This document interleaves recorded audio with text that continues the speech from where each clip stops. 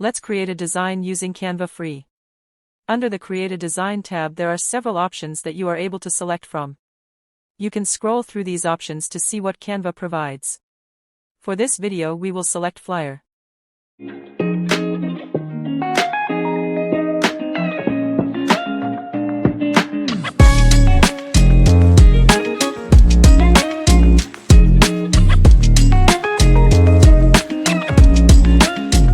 Let's type menu in the prompt box. Canva provides you with several menu templates to choose from. Select the menu option that you like and begin to edit. You can click on specific items and change their colors. The system will generate color options based on your template's design.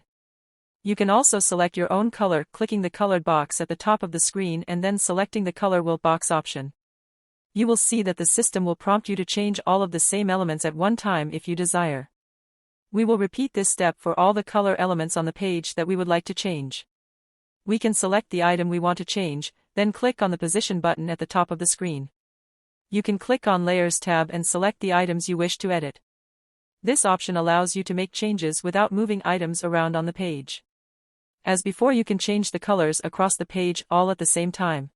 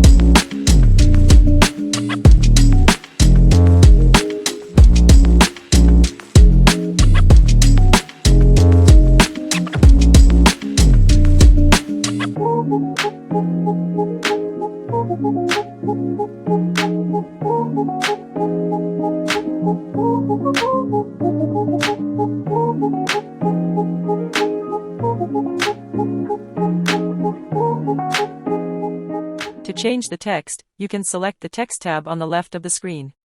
You can add text boxes and choose font combinations here. For this video we will click on the drop-down box for the font we want to change. Again, Canva has many options to choose from. You can pick by style of font or scroll through available options. Once you choose your preferred font, the system will allow you to change all of the same fonts across the screen. You can use multiple font designs across your pages. It's all up to you.